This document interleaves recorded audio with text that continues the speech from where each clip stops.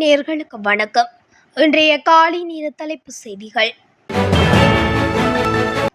மஸ்கெலியா பிரதேச சபைக்கு உட்பட்ட பகுதிகளில் நேற்று மதியம் முதல் கனமழை பெய்து வருகிறது. இதனால் பாடசாலை மாணவர்கள் மற்றும் பெருந்தோட்ட தொழிலாளர்கள், பண்ணையாளர்கள் பெரிதும் பாதிக்கப்பட்டு வருகின்றனர்.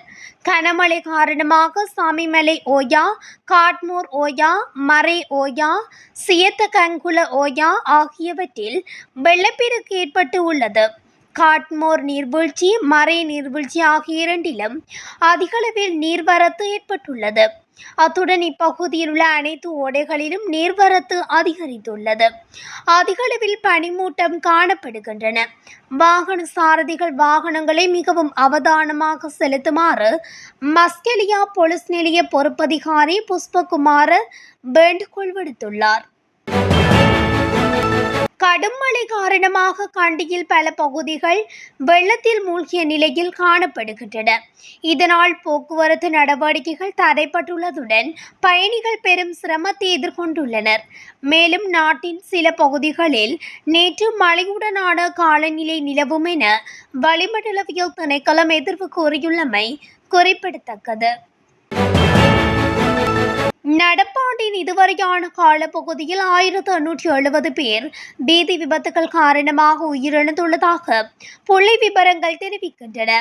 கடந்த 8 மாத காலப்பகுதியில் 1757 வீதி விபத்துகள் நடைபெற்றுள்ளது.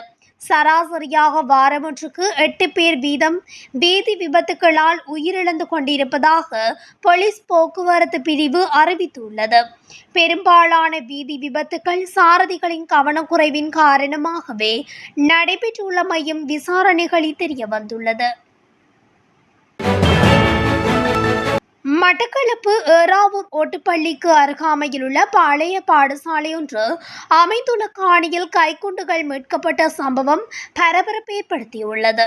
அது தொடர்பில் புலனறுவை இராணுவ புலனாய்வு பிரிவினருக்கு கிடைக்கப்பெற்ற தகவலுக்கு அமைவாக நீதிமன்ற உத்தரவை பெற்று அகழ்வு பணி முன்னெடுக்கப்பட்டது. போலீசார், விசேட அதிரடிப்படையினர் மற்றும் இராணுவ புலனாய்வு பிரிவினர் இணைந்து நேற்று காலை போலீஸ் பொறுப்பதிகாரி பிரசாத் லியனகே தலைமையில் அகழ்வு பணி முன்னெடுக்கப்பட்டது. இதன்போது புதைக்கப்பட்டிருந்த 4 கைக்குண்டுகள் மீட்கப்பட்டுள்ள நிலையில் தொடர்ந்தும் அகழ்வு பணிகள் முன்னெடுக்கப்பட்டு வருகின்றது. வாவியில் நீராடிக் கொண்டிருந்த நபர் ஒருவர் திடீரென நீரில் மூழ்கி உயிரிழந்துள்ளதாக போலீசார் தெரிவித்தனர். இந்த சம்பவம் அம்பாறையில் பண்டாரத்துவ போலீஸ் பிரிவுக்குட்பட்ட நவகிரியாவ வாவியில் கடந்த ஞாயிற்றுக்கிழமை இடம்பெற்றுள்ளது. உயிரிழந்தவர் மாப்பிளக்கம பகுதியைச் சேர்ந்த 50 வயதுடையவர் என்று போலீசார் தெரிவித்துள்ளனர். நண்பர்களுடன் இணைந்து நவகிரியாவ வாவியில் நீராடிக் கொண்டிருந்த போது திடீரென நீரில் மூழ்கி உயிரிழந்துள்ளதாக போலீஸ் விசாரணையில் தெரியவந்துள்ளது. யாழ்ப்பாணம் குருநகர் பகுதியில் 110 மில்லிகிராம் ஹெரோயினுடனும் 30 மில்லிகிராம் ஐஸ் போதைப்பொருளுடனும் 4 இளைஞர்கள் கைது செய்யப்பட்டுள்ளனர். அவர்கள் நால்வரும் 18, 21, 22 மற்றும் 23 வயதுடையவர்கள் என தெரிவிக்கப்படுகிறது. யாழ்ப்பாணம் மாவட்ட சிரேஷ்ட காவல்துறை அத்தீட்சகரின் கீழியங்கம் காவல்துறை புலனாய்வு பிரிவினருக்கு கிடைத்த ரகசிய தகவலின் அடிப்படையில் யாழ்ப்பாணம் மாவட்ட போதைப்பொருள் தடுப்பு பிரிவினரால் இந்த கைது நடவடிக்கை முன்னெடுக்கப்பட்டுள்ளது. அம்பலாங்குடி யூனிட்டிய பிரதான வீதியில் நேற்று இடம்பெற்ற துப்பாக்கிச் சூட்டில் ஒருவர் காயமடைந்துள்ளதாக போலீசார் தெரிவித்துள்ளனர். முச்சக்கர வண்டியில் பயணித்தவர்களை இலக்கு வைத்து மோட்டார் சைக்கிளில் சென்றவர்களால் இந்த துப்பாக்கிச் சூடு நடத்தப்பட்டுள்ளது.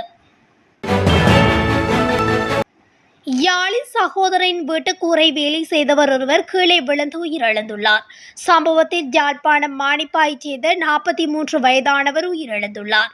கடந்த 3ஆம் தேதி சகோதரனின் வீட்டு கூரை வேலை செய்வதற்கு சென்ற நிலையில் கூரை வேலையில் ஈடுபட்டுக் கொண்டிருந்த வேளை கூரை மரம் முறிந்து கீழே விழுந்து படுகாயமடைந்தார். இதனையடுத்து யாழ்ப்பாணம் போதனா வைத்தியசாலையில் சிகிச்சைக்காக அனுமதிக்கப்பட்ட நிலையில் அவர் சிகிச்சை பலனின்றி நேற்று உயிரிழந்துள்ளார்.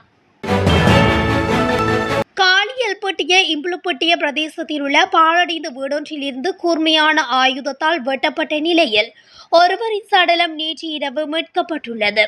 சம்பவத்தில் இம்புலப்பட்டியவைச் சேர்ந்த 35 வயதுடைய தோன் துமிந்த அல்விஸ் என்பவரே இவ்வாறு உயிரிழந்துள்ளார். இந்த சம்பவம் தொடர்பாக சந்தேகத்தின் பேரில் ஒருவர் கைது செய்யப்பட்டுள்ளதுடன் தகாத உறவு காரணமாக இந்த கொலை இடம்பெற்றுள்ளதாக போலீசாரின் ஆரம்பகட்ட விசாரணையில் தெரிய வந்துள்ளது.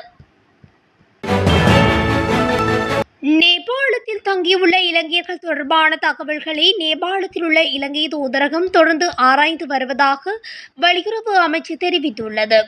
நேபாளத்தில் உள்ள பெரும்பாலான இலங்கையர்கள் மாணவர் விசாவில் உள்ளனர் என்று வெளியுறவு அமைச்சு மேலும் தெரிவித்துள்ளது.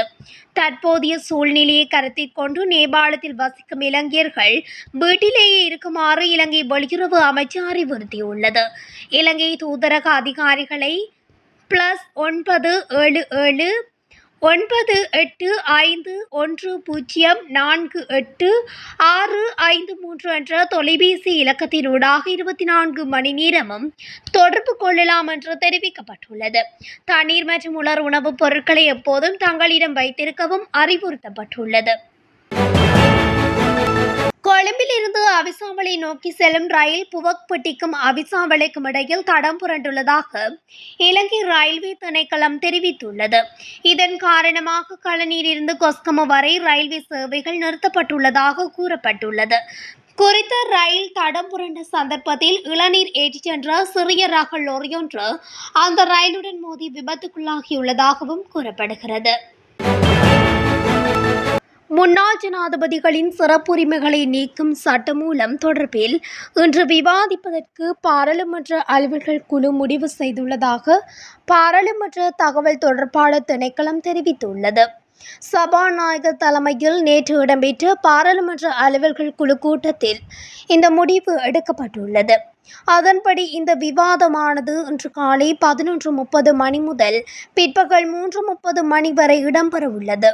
முன்னாள் ஜனாதிபதிகளின் சிறப்புரிமைகளை நீக்கும் சட்டமூலம் அரசியலமைப்பிற்கு முரணானது அல்ல என்று உயர் நீதிமன்றம் முடிவு செய்துள்ளதாக சபாநாயகர் பாராளுமன்றத்தில் அறிவித்துள்ளமையும் குறிப்பிடத்தக்கது.